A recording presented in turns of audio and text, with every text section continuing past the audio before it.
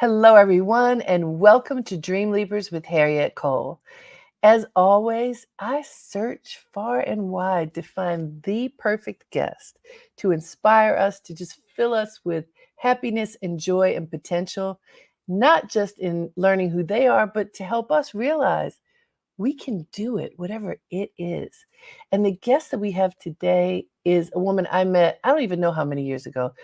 I'm going to guess about 20 years ago. She has been working in the dance world for a very long time. And let me tell you about her right now. She is the extraordinary Hope Boykin. Hailing from Durham, North Carolina, Hope's dance journey began with pioneering groups like Complexions and Philadanco. She performed for 2 decades with the Alvin Ailey American Dance Theater, and she has left an indelible mark through breathtaking choreography like Acceptance and Surrender and Going Grace. And I saw something that she created for Ailey for this year that we're going to talk about as well. A Bessie Award recipient and an influential educator at institutions such as USC's Gloria Kaufman School of Dance, Hope Boykin is shaping the future of dance. I think she's doing a residency right now at Kennedy Center. She's just doing so much. And we are going to talk about all of it now. Please join me as we explore the incredible career and visionary work of Hope Boykin. Hello, dear one. Hello, how are you? Oh, so good. And I'm telling you, when I just have to tell folks. So, what is very exciting, one super exciting thing that happens at the end of every year in New York City happens at this precious theater called City Center when the Alvin Ailey Dance Theater takes up residency. And if you're fortunate enough, like I was this past December, to go to the gala, you just have the most joyous, uplifting experience. And this year, the former artistic director and dancer extraordinaire, Judith Jamison, was celebrated. And Hope Boykin choreographed this exquisite piece that she choreographed, and Cynthia Erivo sang, performed, it channeled the gods, and it was extraordinary. And then I saw you at the after party, and I'm like, oh, tell us about this piece, how it came to be, working with Cynthia, just everything. Let me say that the honor to be here with you right now is totally Oh, mine. I'm so thrilled. I have just admired you and continue to admire you. So thank you for this time and space. absolutely. Um, yeah, I danced for 20 years with Ailey, and Miss Jamison hired me. Miss Judith Jamison called me and said, "So we're going to take you. You get the Mhm. official word tomorrow." And she's been a truth teller in my life for, quite a while. And to know that this evening was special and celebrating her was like the best gift I could have been given. Knowing that Cynthia Erivo, who, I got a chance to spend time with the first time she came to see Ailey in New York, and we communicated and we just sort of kept in touch in a loose way, was already invited to be a part of the celebration was thrilling. And I got to choose the dancers, and, we had some music in Wow. mind, but everything about it was sort of like a dream come true. We all want to be able to deliver or honor someone, but you always want it to be the best thing you could have done. So how do you do that and please this person and make sure, I hope Judy will like it. Will she like it? And I just decided to give her my all, give it my best, and she was pleased. I got a couple of phone calls 2 days in a row, but this piece, we Wonderful. started off with her her feeling good, and Mm. then I had four dancers dancing around with her, and they were also celebrating four women for the Ailey season. So in my mind, those were the iconic women we were celebrating. And then the second piece we did was to a work that she had never performed live before. Joni Mitchell's Both Sides Now. And Yes. boy, did she and Damian Sneed do it some justice and then Ooh. some over. I mean, and it was just so pleasurable. And spending time with her in that way for the couple of days before the gala were just so wonderful because we forget when people are so gifted and so full and so monstrous with their talent that they are people, and it was just a Yes. pleasure. Everyone had the best time. And of course, I would love to see it happen again, but we don't know when yet. Fingers crossed. I But love we to say sure hope yes. it will. We sure hope it will. Thank you. There's so many things about so it's a magical night when it's the gala. You've got this incredible Yeah, audience of supporters, and it's at the highest level is what you feel like you're in the electricity of the moment. And this was live. It wasn't Cynthia Erivo on tape. You got to see her on stage. And literally, like, yes, she has an incredible voice, and if anyone, who is tuned in to us right now, if you haven't heard her perform, you go, find something so you can fun. hear her. But this was at another level. I really I mean, and I said it to her. I felt like she channeled divinity. That's what it felt like. There was this whoosh. And you know what? That is how Judith Jamison used to perform. That her movement was so fluid and elongated and deep that her movement felt like channeling divinity. So for you as the choreographer, where did you go inside in order to set the stage for this incredible channeling across energy to happen? I love the way you're describing it, and thank you. I think that like when you bring up this divinity, this idea, I attribute it to Mr. Ailey too with Mm, Revelation, of right? I course. always say I believe revelations came through him, not necessarily from him. Of course he's genius. Of course he was incredible. We're not discounting that.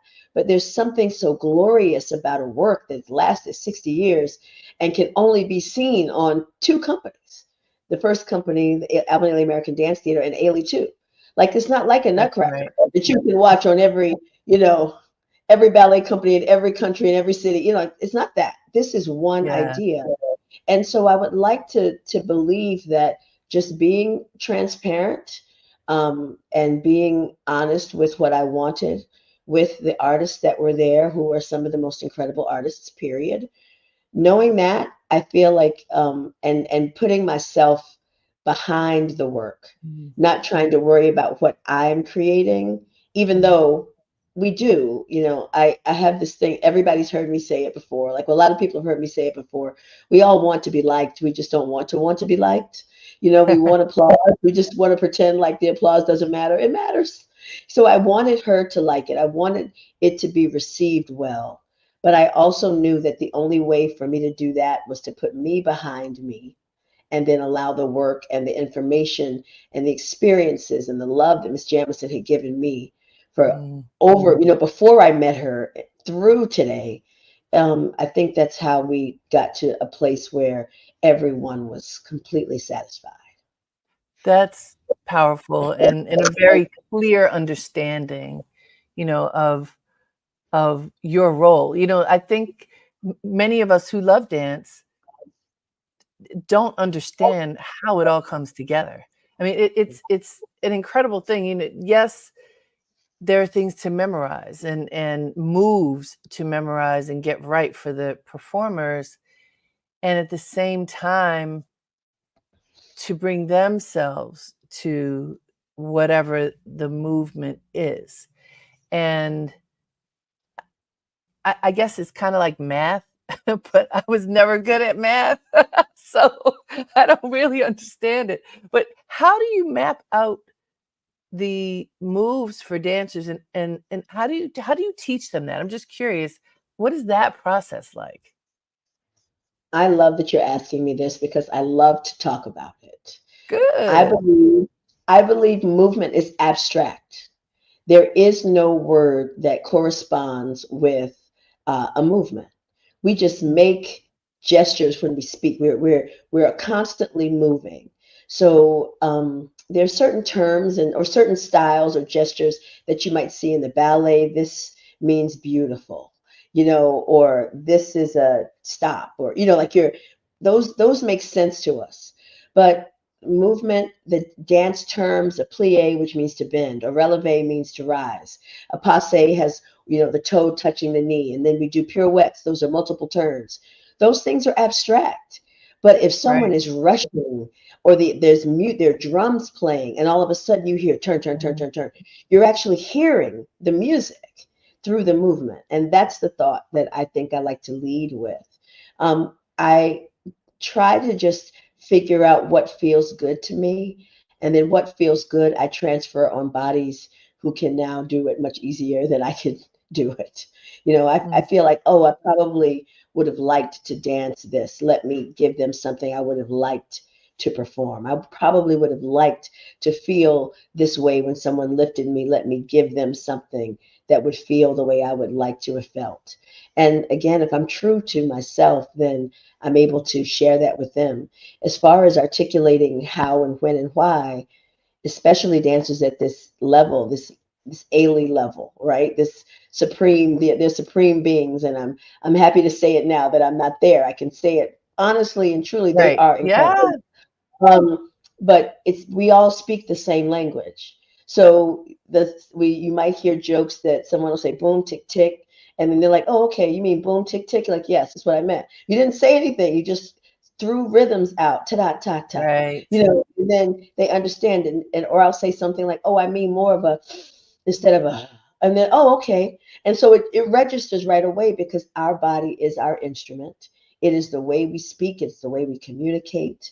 It's the way we transfer information.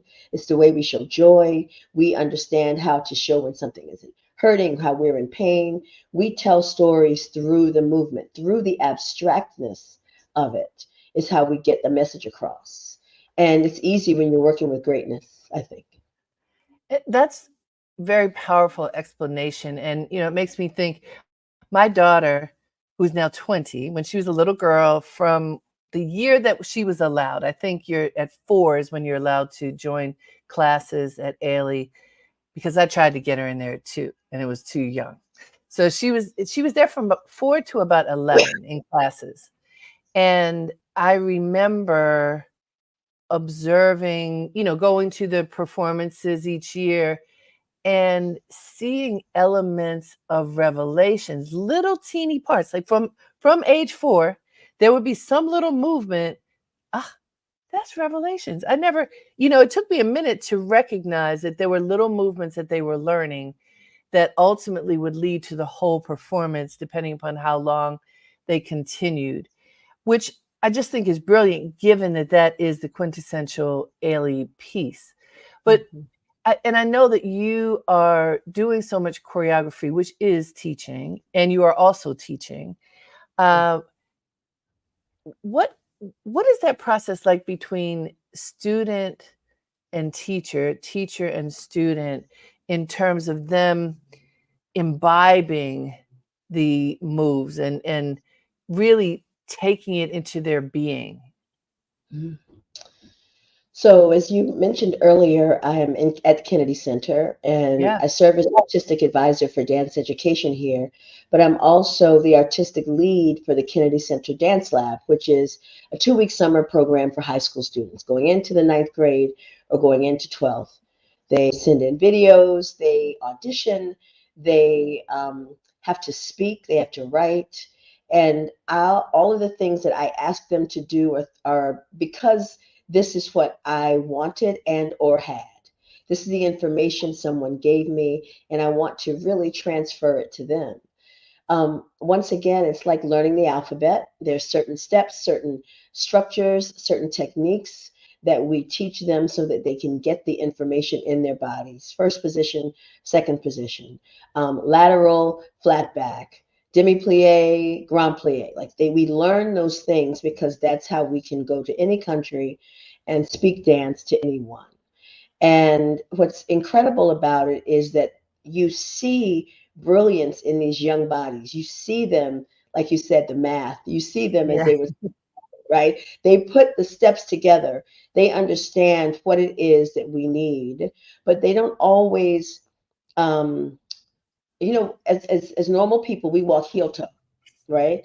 In dance, we usually walk toe heel so that Uh, you don't see. It's almost as if you have on a high heel shoe. You want to put the whole foot down so that you're not going clump, clump, clump. It's an right. elegant toe heel instead of heel toe. And so when you're walking toe heel, those are the little refinements that you are teaching young people. They're putting the mat together. Now we're adding seasoning to it. You know, how they hold their arms. Do they look rigid when they're holding their arms, or does it look relaxed? We have to invite them into this new information. And then, of course, there are those people who, those young minds and spirits who don't understand why they can do it. They can just do it. For me, it's important to stop them so they know why. They know how, so Mhm. that they can have longevity, not just exploit this body who can do everything. And you tell them, oh, go, go, go, without teaching them why. Because you want them to understand why they're doing it, how they can be most effective, and how they can dance as long as they want to dance.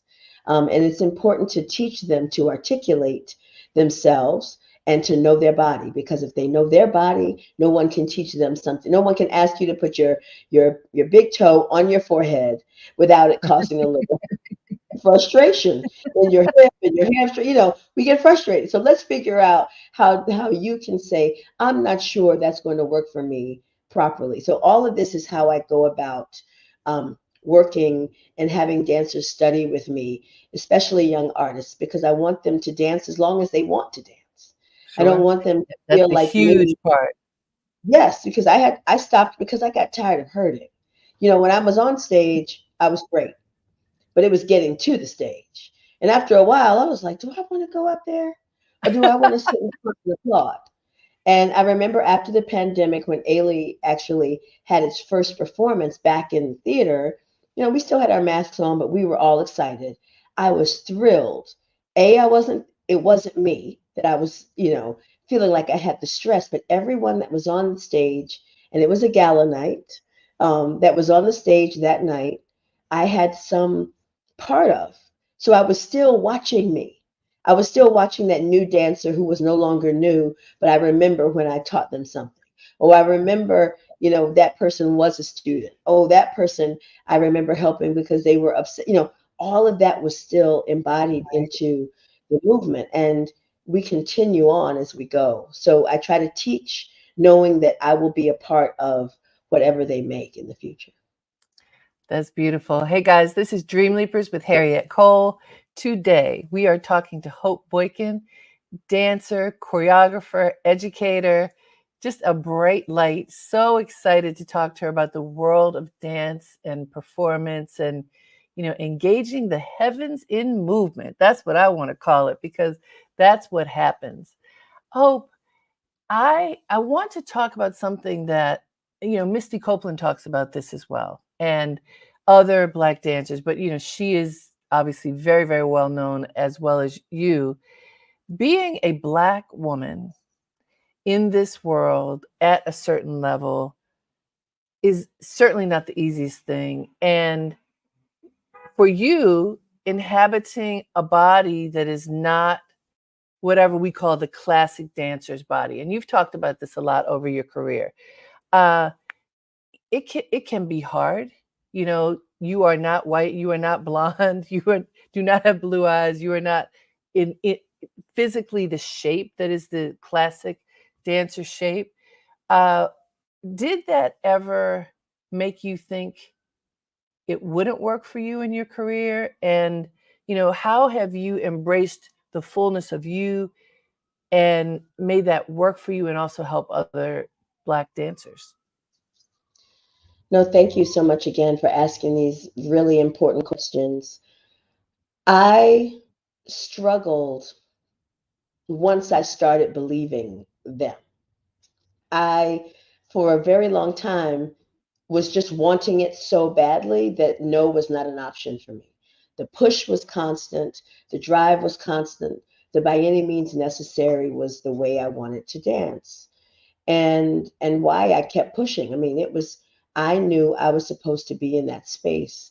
And I when I was given the opportunity to, when Dwight Rhoden tapped me on my shoulder and asked me if I wanted to be in a concert that he was putting on almost 30 years ago, if not more than that now, um, uh, for Complexions, I was like, sure. I didn't really know, but I knew that I was different. I knew that there were things, I would look in the mirror at someone else and they didn't look like me. Things just were different. But I also knew that there were people who also reminded me that it was okay to be different. Someone was a one and only at some point. There were a lot of those one and onlys at some point. And I was one of those. Like, I grew up in going to private school. I think there might have been 6 blacks in my class, but I Mm, wouldn't I wouldn't change what my mother provided me, because it gave me the ability to adapt and shift. And it taught me things I didn't know I was going to need. Now, it doesn't mean that I'm not being my real self. I'm not saying that. I wasn't putting on a mask or pretending, but I was able to show and function in different ways and in different spaces at the drop of a dime, because that was just the way things were. mhm. Being North Carolina, and growing up, and the golf clubs were still segregated. I didn't even realize it then, like it wasn't a thing. I didn't get Right. that, but that's real life. And I love to say this, like, undeniably black person never could hide from it at all. I could never stand and pretend that this wasn't the case. So let me just be excellent. Let me Mm, be the best in the room, not just the best for myself, but the best in the room. So how do you do that? You end up fighting the fight that actually I try to encourage young people not to fight. I pushed in ways so that I could be pleasing. And I think that that harmed me a bit, because in that way, for me to be pleasing, then that means that I'm now turning your approval is all that matters. Like, what you mhm. say is all that matters. And I really need to love me first. Like I said, we all want to be liked. We just don't want to be liked. It's okay if we actually say, I want you to love this, but I also love it. That's what I want to. I wish I'd learned a little bit sooner. I wish I'd understood a little bit sooner. And then when we So, talk so, about so the Hope. So let's go into that a little bit more because that's a universal problem, challenge that people have. I think the learning to like and love yourself. Well, if you ask 20 people in 20 different fields of study, they are going. If they're honest, there've been those moments, right? In your field, which is a field where you are judged based upon the way that you look and the way that you move, the your actual body. You know, there have been films about this, about dancers having self-esteem challenges and having eating disorders and all kinds of things that go into trying to be whatever that image is that will be liked and accepted and loved.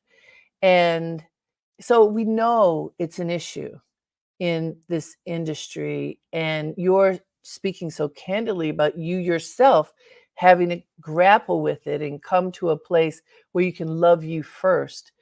Uh, why do you think that's so hard in this industry? And how did you get to the place where you are now?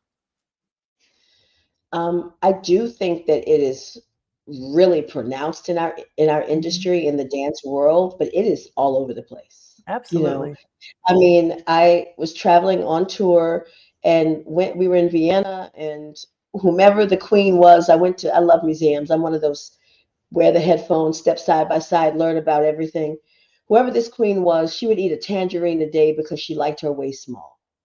Somebody told her What? she Yes, I forget who it was, but somebody told her she was pretty because if her waist was small, so she did it. Like, we are confused at what beauty is, but I have this.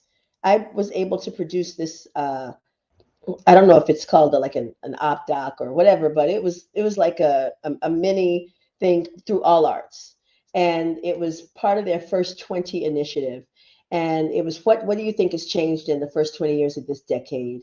And I chose beauty, and I focused on size and color. I said, because here we are in this space where now it's okay to be this brown, like it's okay to be this dark skinned Right. and be beautiful without there being this attachment to, oh, you are chocolate and beautiful. Oh, Mm-hmm. girl, you've been out in the sun. You so black. I am. I'm black in my mind.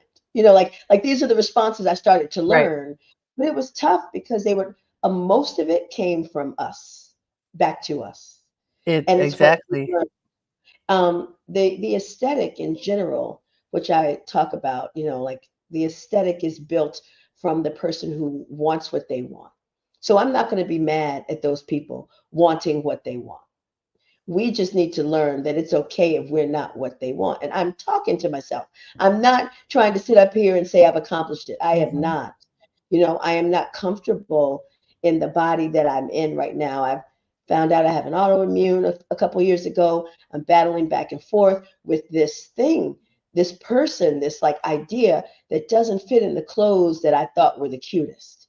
This idea of a body. So let me figure out who I love and then make that the best person it can be. It is totally a struggle.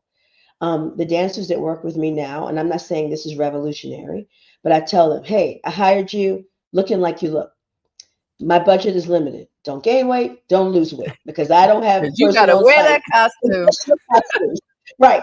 So, and they laugh at me, but I'm serious.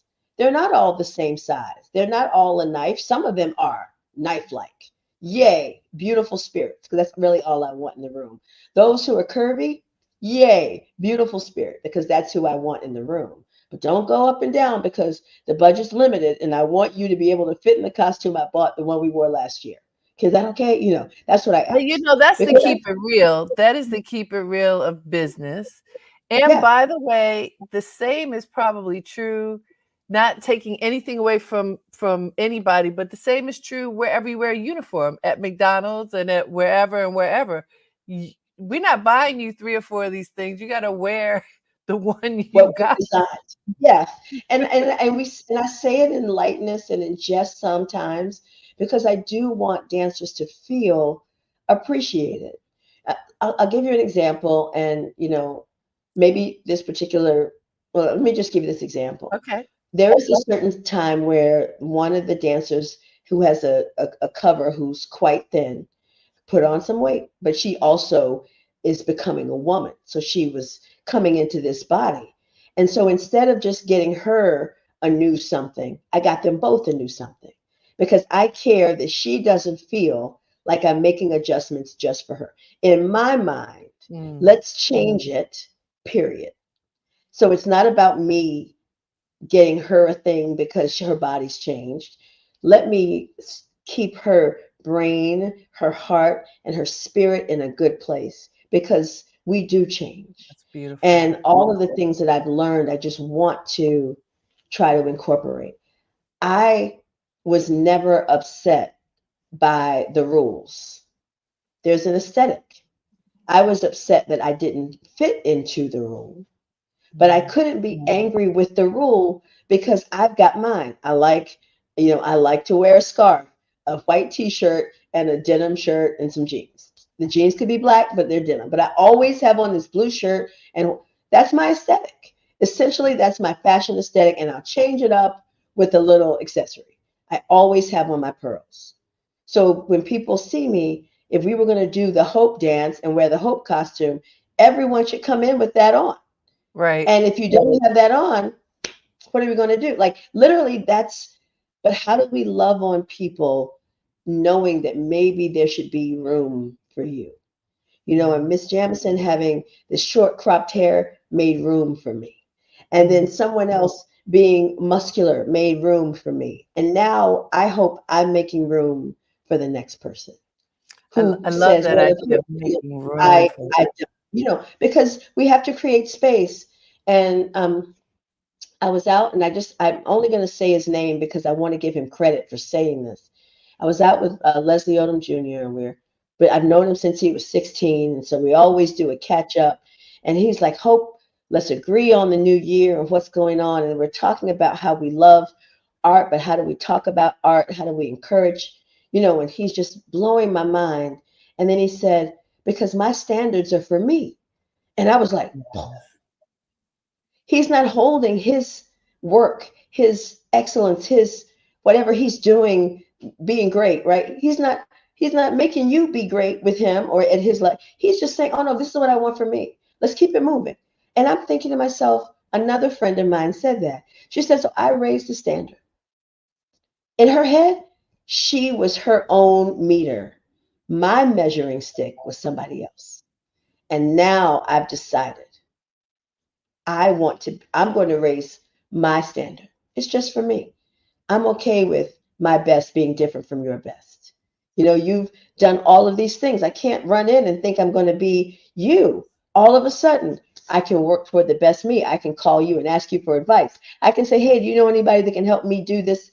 Yeah, that's how we move forward. And then you're making room for me to join in this thing that you've created. And I think that's what art should do.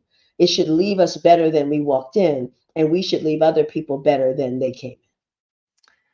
That's a beautiful sentiment, and I say yes to that. Hey guys, this is Dream Leapers with Harriette Cole. We are talking to Hope Boykin. She is a dancer, a choreographer, an educator. She is pouring all that she has learned into others, and we are so grateful to her for that. So Hope, I want to go backwards because how did Hope Boykin get to be Hope Boykin? You are from North Carolina.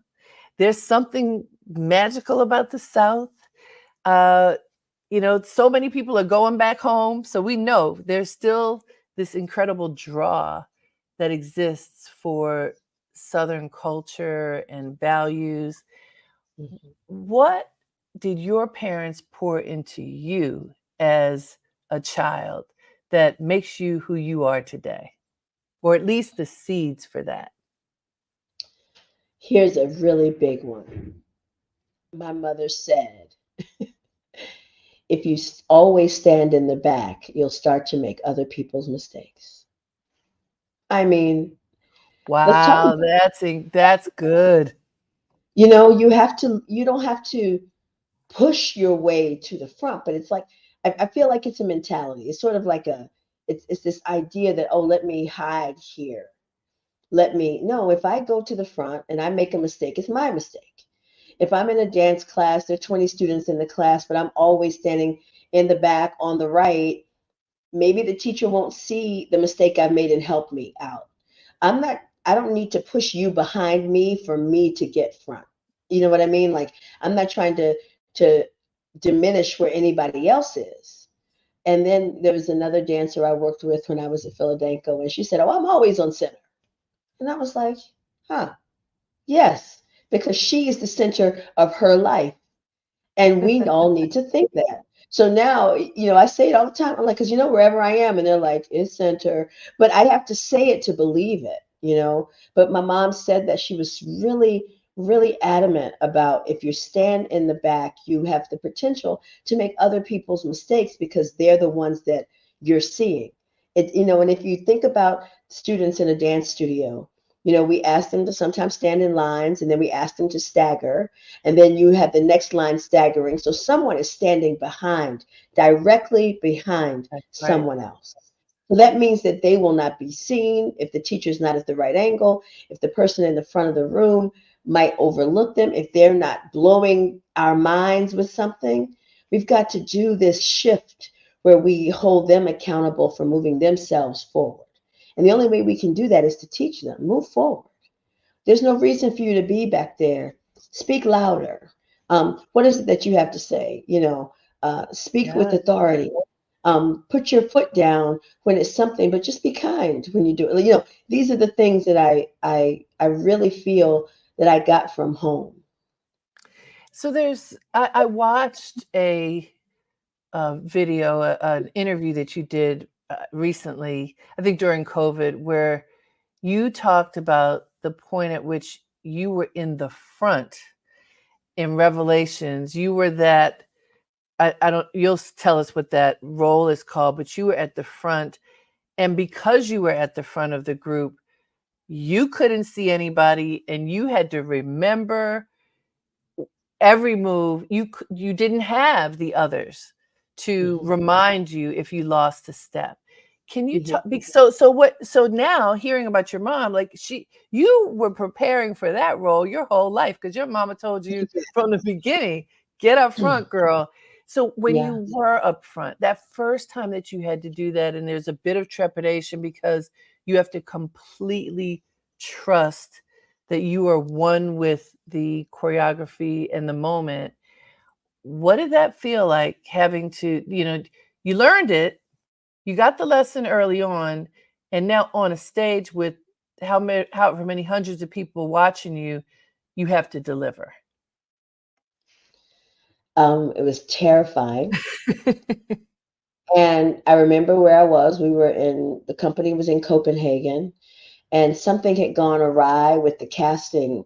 And so the night before, a senior company member had to put her bun in. She was off work that night and come and do that one moment. So it's the point or the peak of the wedge or the number one girl in Butte. So I've been Butte, and it's shortened to Butte. And so they said, oh, okay. And Masazumi Chaya, who was associate artistic director of the time, said, Hope son, we learn tomorrow. And I was like, oh yes, I've arrived. But it was my first year in the company. So I was like, oh, okay. And then Ooh. you're standing, oh, yeah, it was first year, first months in the company. And you're standing there, and the curtain goes up, and your eyes are supposed to be up, and you're trying to remember if it's to the right or to the left because it's to the right. It doesn't matter how many times you do it, but you've got to go and pull to the right. And if you don't remember, like you would think over and over again, as many times as you watched it, as much as you long to do it, but you get here and you are still afraid you're going to mess up. But Mhm. through faith, you go to the right. And if we ever accidentally go to the left, there's a push. One of the dancers will go, and then because we also have the people behind you now at this stage are being supportive. The people who are standing behind you aren't just following, but even though they have to go at my timing, they would have to go with whomever now is in the front, but they are the support as well. So you're never alone. You just don't always see behind you. So it's just all of That's it is all beautiful. of that imagery is just beautiful. That's why when we talk about Revelations, there's just so much through there that is unbelievable. Yes, yes. So when did you start dancing? And when did this is gonna be my career? And did your parents say, "Oh, of course, Hope, you should be a dancer"? My mom and dad put me into dance and gymnastics. I think I was 3 or 4, like the age Mhm. that you can go in. Yep. I was tumbling and doing a lot more gymnastics than I was the shuffle ball change. I love to reminisce about the one leotard that has the interchangeable jazz pants, and then the fringe skirt is for tap, and then the tutu you added for ballet. Hour and a half class, right? And you do half hour of each of those things. And then I started to really love it, but it kind of became that cheerleading was more cool. So in Mhm. seventh grade, I quit so I could be a cheerleader on the junior varsity team, but there was no varsity team. So there was no real aspiration. It was just a thing. And then the Olympic Festival came to Durham, and I wanted to be a part. So I auditioned for the Olympic Festival. And the woman who was choreographing it actually was a former student of the teacher that I had before I quit. And so I joined her school, and things became, dance became a thing. And in high school, dance was the thing I did. My mother would punish me by taking dance away, not the phone, Ooh, not the television, but taking dance away. And then I knew I wanted to go to Howard because Debbie Allen went to Howard. And so if Debbie Allen went to Howard, then of course I perfect. can do everything. Mind you, Debbie Allen went to Howard and was also in musical theater. So the research I had done wasn't great, but Howard had a dance program, but not a dance major at the time. So I'm there trying to take every class I can take. The 1 credit dance class in PE, the 3 credit dance class in fine arts, and all of that seemed great, but it wasn't enough. And a man named Lloyd Whitmore was teaching classes in the local DC area. He was also a teacher at Duke Ellington School of the Arts, where I am now in DC. And he asked me if I wanted to apprentice. Me and this other girl, we would just go to his class all the time because it was just great. It was in a public, a public studio, open studio. And he said, "You want to apprentice with us this summer?" And we got into this space with all of these dancers who had graduated from Duke Ellington School of the Arts. They danced with Ailey, they danced with Joffrey Ballet, they danced with Dance Theater of Harlem. Like all these people were from this high school. And so I was surrounded by people coming to give back. And I was like, I want this, I think. I think I really want this. So I spent another semester at Howard. And then I told my mom I was going to take a semester off. She said, "What?" And then she said, "If you do that, I can't help you." And so I lived on a friend of mine's love seat. And I remind people a love seat has two cushions. I'm not tall, but I'm longer than two cushions. Um, Christopher Freeman uh, gave me room to sleep on his love seat. And I came to the Ailey School and I worked as an intern. I couldn't get a scholarship because the body type, but I worked. But they didn't want to throw me to the wind, so I worked as an intern, an hour for every class I took, and then I Mm. would leave and I would run down to 51st and Broadway and sell dance clothes for $6 an hour for 3 hours a day to try to get money to eat. So I didn't have to pay to live, but I had to pay to get there and pay. And my mom I spoke to all the time, and and then Dwight, after a year of that, Dwight tapped me on my shoulder. Dwight Roden, he and Desmond, founder of Complexions, Desmond Richardson and Dwight Roden, founder of Complexions, said, "We're putting on a concert we'd like for you to be in."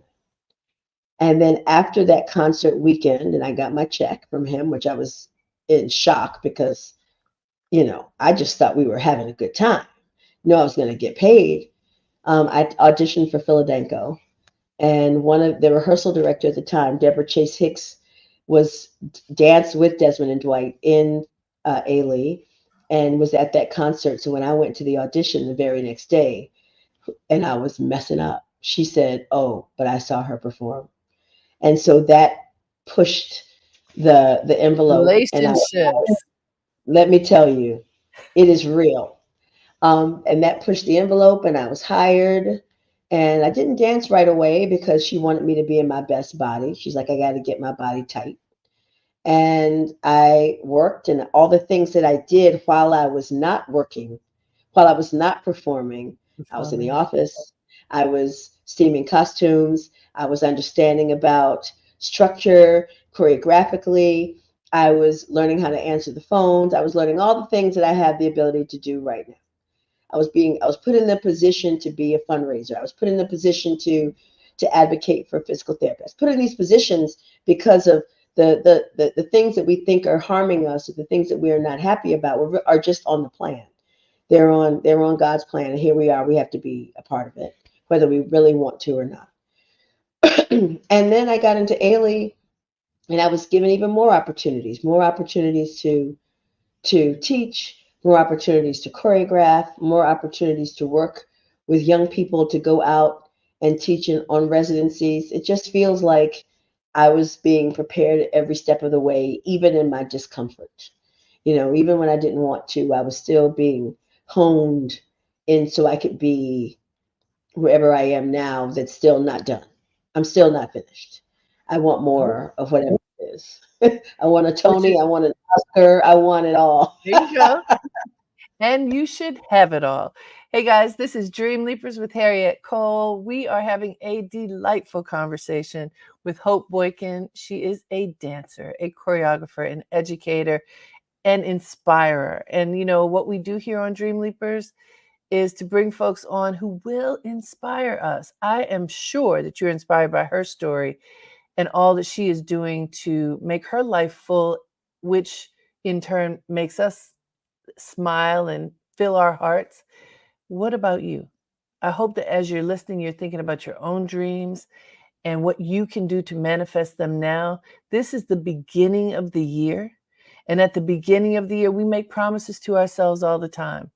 Don't make a promise that you don't plan to keep. Make one that you are going to keep, that you're going to work on.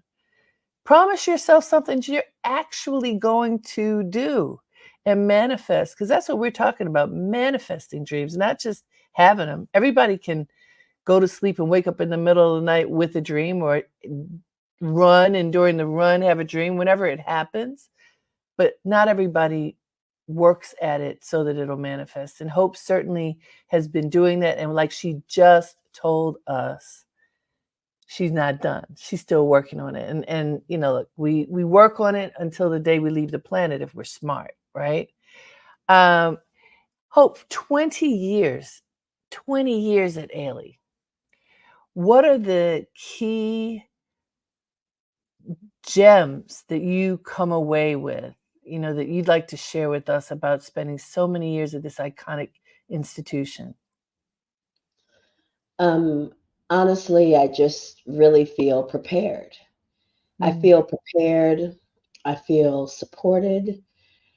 Still, I feel honored. You know, I retired right before the pandemic, so everyone, a lot, not everyone, but a lot of people said, "Oh, do you feel like you missed a thing? Do you need to do something different? You know, do you feel like you had the finish?"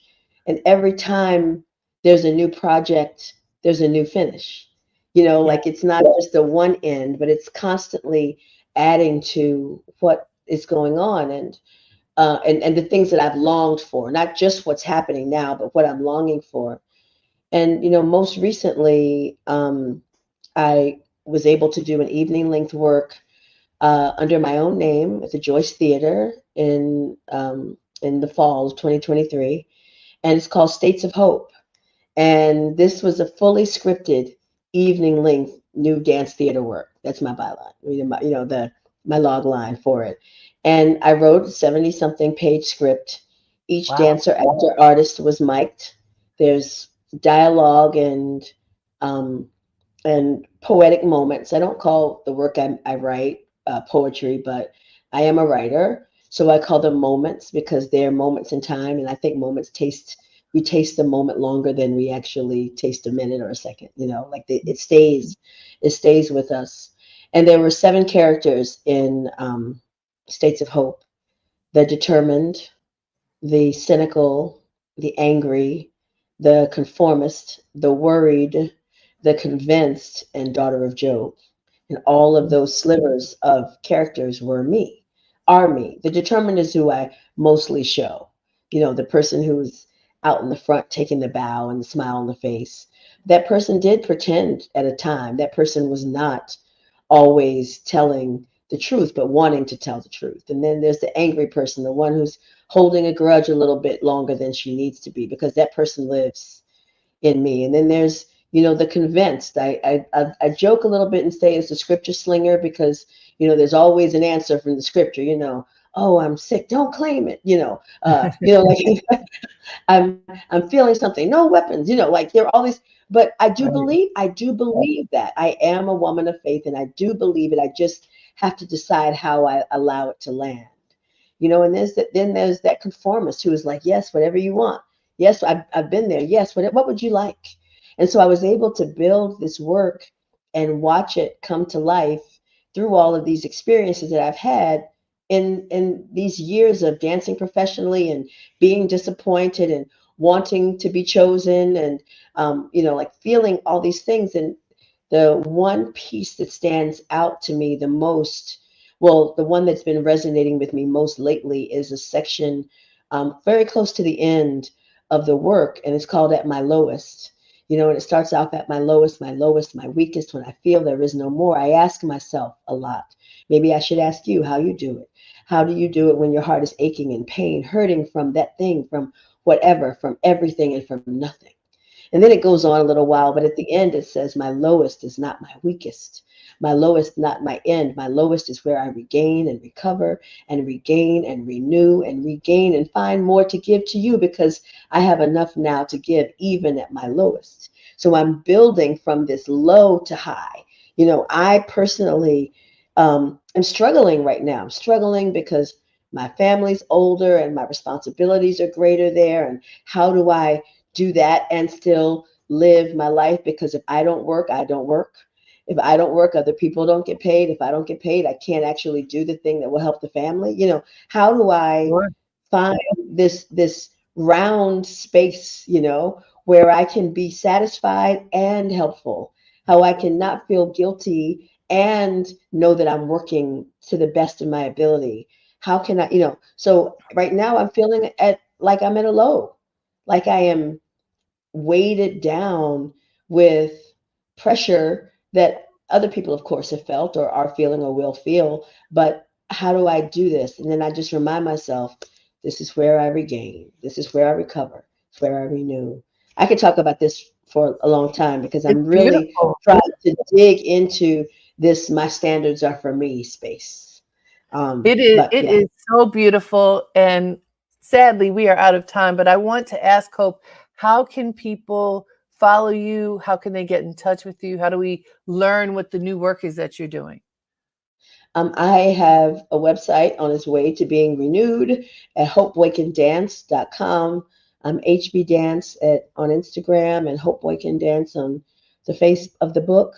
Um, I'm, I don't Beautiful. post a lot, but I post when I have something to share, and I'm grateful to you, so I'll probably post Well, this.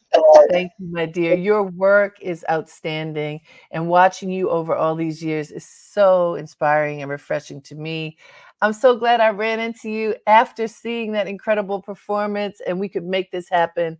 So, blessings to you and your family, and continue to grace us with beauty because we are soaking it in, my dear. Thank you so much. Thank you so much. Thank you, everybody, for joining us here at Dream Leapers with Harriette Cole. Until next time, have a great day and make it count.